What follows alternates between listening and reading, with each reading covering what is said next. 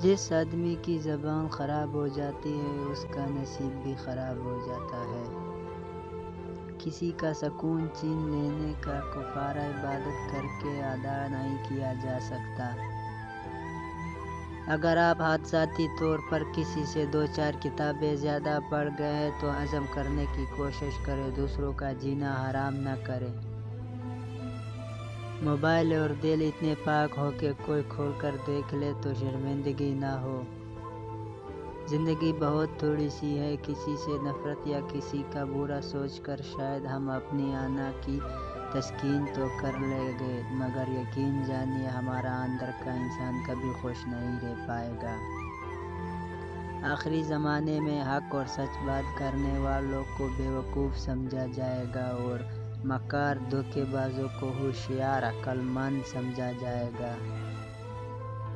جن لوگوں نے آپ کی قدر نہیں کی آپ بھی ان کی پرواہ نہ کریں، مسکرا کر یوں گزر جائیں جیسے آپ نہیں جانتے ہی نہیں ہے۔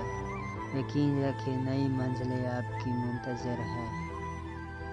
رشتوں کو ایسی محبت اور خوشی سے نبھایا کرو جیسے شہد کی مکھی پھولوں سے اگر رس نکال بھی لے تب بھی پھول کی کسی قسم کا نقصان نہیں ہونے دیتے۔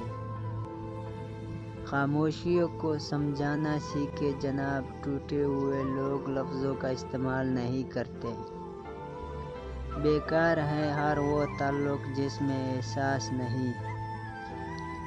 ہمارے سماج کی ایک تلخ حقیقت یہ بھی ہے کہ اگر ایک عورت اپنے شوہر کا دل جیت لے تو پہلا الزام جادو کروانے کا لگتا ہے۔ ہمیشہ سچ بولے لیکن کسی کو ذلیل نہ کریں۔ ہم لوگ سچ بولنے کے ساتھ ساتھ سامنے والے کو ذلیل کر رہے ہوتے ہیں اور کسی کو ذلیل کرنا بہت ہی بڑا گناہ ہے۔ انسان کی فطرت بھی عجیب ہے، وہ تنقید جیسی سچائی پر ناراض ہوتا ہے اور خوشامد جیسے دھوکے پر خوش ہوتا ہے۔ کامیاب لوگ اپنے فیصلوں سے دنیا بدل دیتے ہیں اور کمزور لوگ دنیا کے ڈر سے اپنے فیصلے بدل دیتے ہیں۔ اگر جنت میں اپنی مرضی کی زندگی گزارنا چاہتے ہو تو اس دنیا میں اپنی رب کی مرضی کی زندگی گزار دو۔ جب اللہ پاک آپ کی زندگی میں اچھا موڑ دینا ہوتا ہے تو برے لوگوں کی حقیقت آپ کے سامنے لے آتا ہے۔ اچھی زندگی اچھی صورت سے نہیں نیت سے ملتی ہے۔ خیال کا پاکیزہ ہونا روح کی پاکیزگی کو ظاہر کرتا ہے۔